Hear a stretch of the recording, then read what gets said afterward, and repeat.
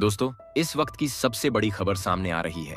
Manisha case में लगातार जांच तेज हो चुकी है और बड़ी रिपोर्ट्स यह बता रही हैं कि जिन दरिंदों ने मनीषा के साथ दरिंदगी की थी, अब उनका अंजाम तय हो चुका है। जी हां, दोषियों को फांसी की सजा मिलने वाली है, गिरफ्तारी हो चुकी है, सबूत एकदम पक्के हैं और अब पूरा देश यह देख रहा है कि इन गुनहगारों को कब फांसी के फंदे पर लटकाया जाएगा। लोग सड़कों पर उतर आए हैं। हर कोई यही मांग कर रहा है कि अब रहम नहीं, सिर्फ फांसी चाहिए। दोस्तों, इस कहानी की शुरुआत हरियाणा के भिवानी जिले से शुरू होती है, जहां एक मासूम लड़की मनीषा की जिंदगी ने ऐसा मोड़ लिया कि पूरे प्रदेश से लेकर पूरे देश तक लोग दहल गए, क्योंकि जो घटनाक्रम सामने आया उसने इंसानियत को शर्मसार कर दिया। मनीषा सिर्फ 19 साल की थी, एक गरीब परिवार की बेटी थी। उसका सपना था कि वह नर्सिंग ऑफिसर बने और अपने परिवार का सहारा बने।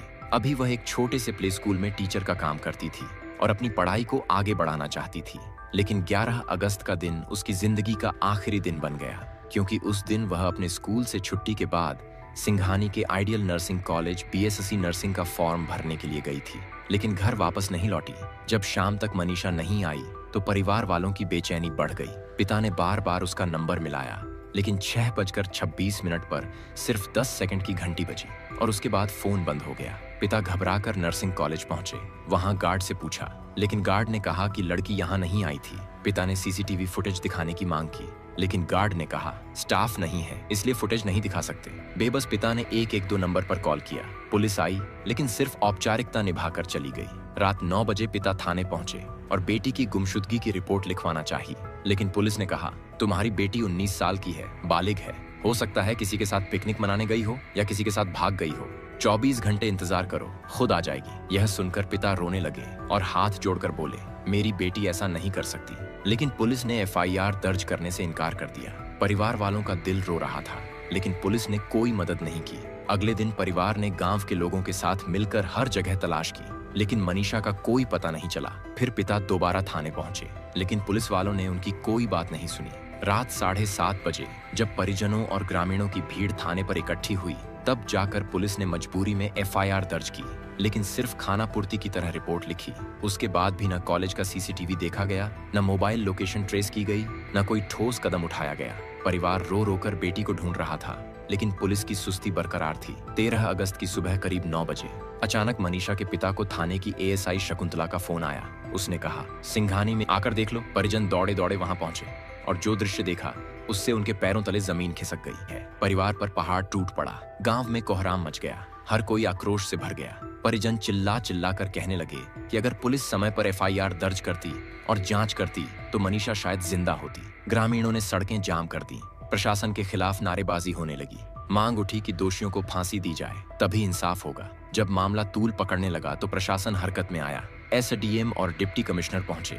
उन्होंने आश्वासन दिया कि 24 घंटे में अपराधियों को पकड़ लेंगे, लेकिन परिवार ने कहा जब तक गिरफ्तारी नहीं होगी तब तक अंतिम संस्कार नहीं करेंगे। भिवानी के सिविल हॉस्पिटल में जब रिपोर्ट आई तो मामला और उलझ गया। रिपोर्ट में लिखा गया था कि मनीषा के कपड़ों पर संघर्ष के निशान थे, लेकिन सीमन का निशान नहीं मिला, इसलिए दुष्कर्म की पुष्टि नहीं हो सकी। सुप्रीम कोर्ट के कई फैसलों में साफ कहा गया है कि सिर्फ सीमन न मिलने से दुष्कर्म से इनकार नहीं किया जा सकता, क्योंकि अपराधी कपड़े बदलवा सकते हैं या सबूत मिटा सकते हैं। यहाँ तक कि समय बीत जाने पर भी निशान खत्म हो सकते हैं।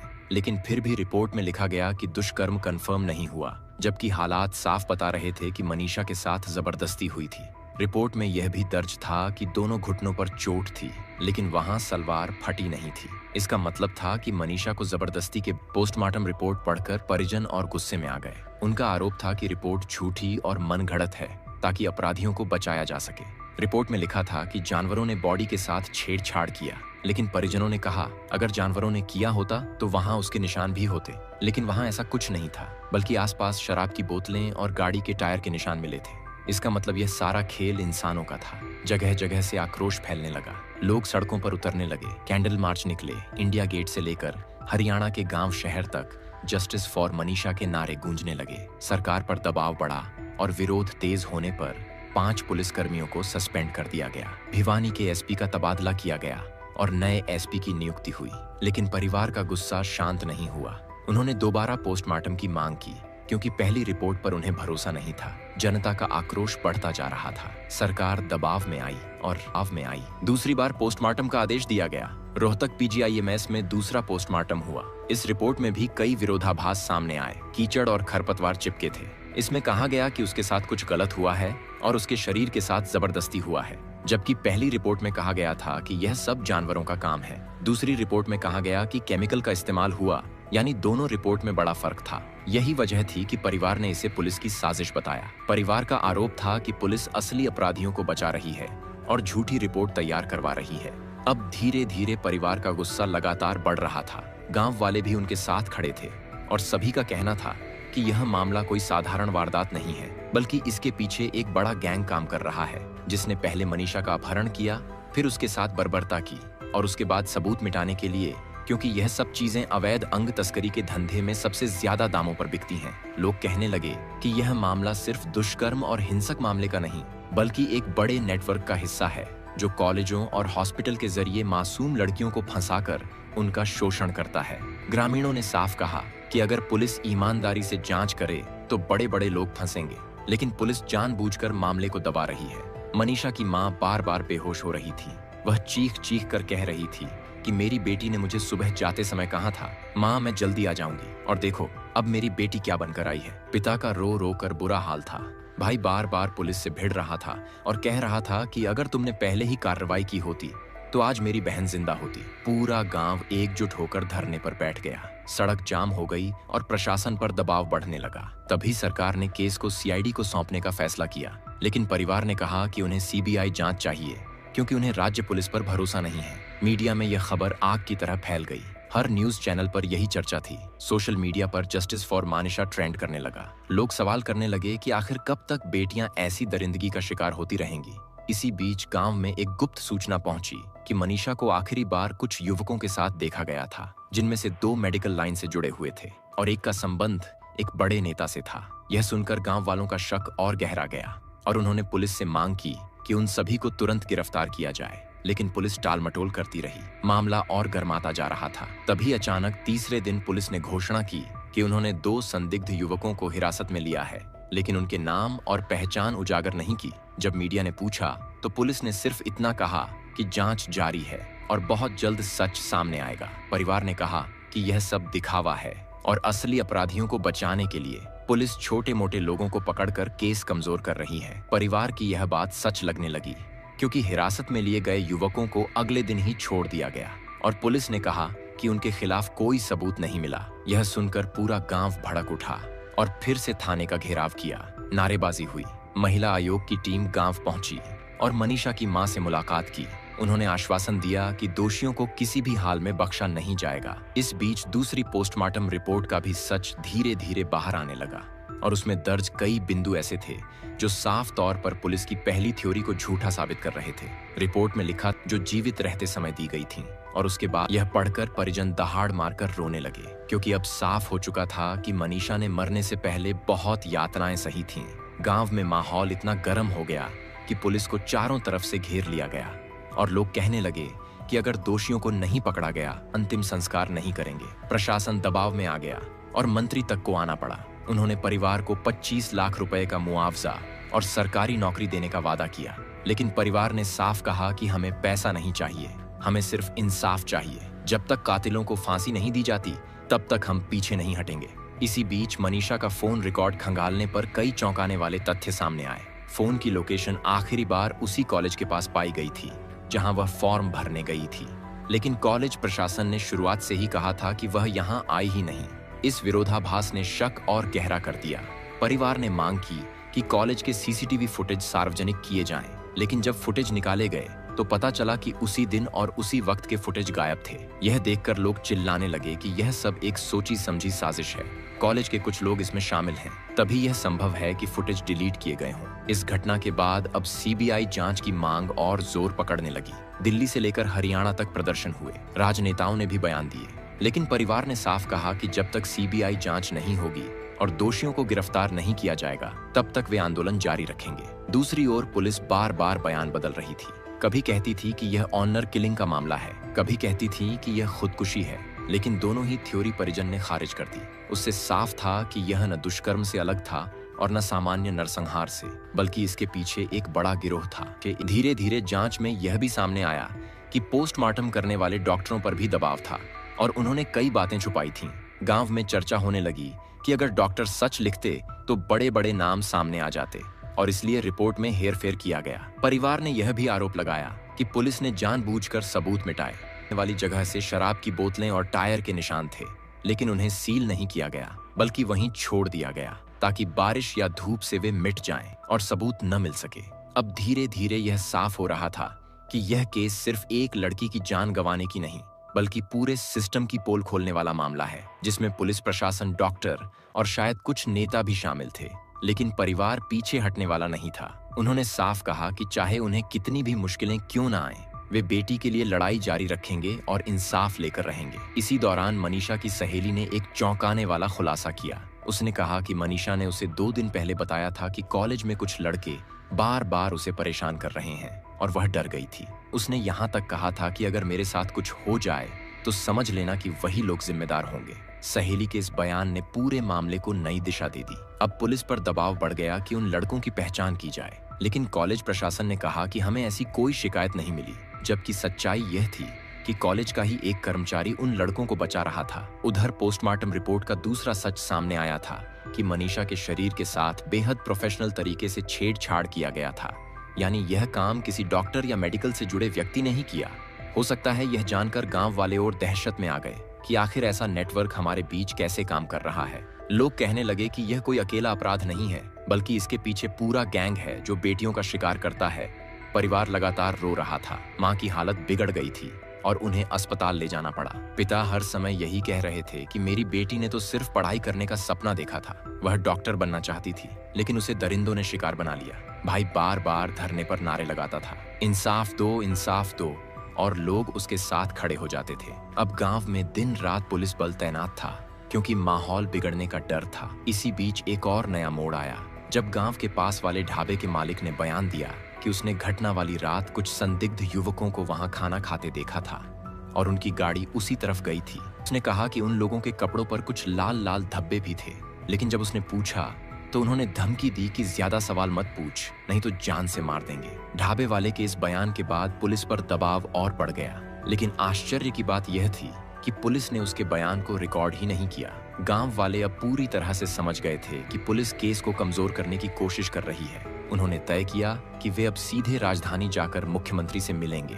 और पूरे केस की सीबीआई जांच की मांग करेंगे। हजारों लोग बसों और ट्रैक्टरों से निकल पड़े और राजधानी में पहुंचकर प्रदर्शन करने लगे। वहां भी माहौल गर्म आ गया और सरकार को बैकफुट पर आना पड़ा। सरकार ने बयान दिया कि अगर परिवार चाहता है तो वे सीबीआई जांच के लिए केंद्र को सिफारिश भेजेंगे। यह सुनकर परिवार ने कहा कि यही हमारी पहली मांग थी और अब हमें उम्मीद है कि हमारी बेटी को इंसाफ मिलेगा।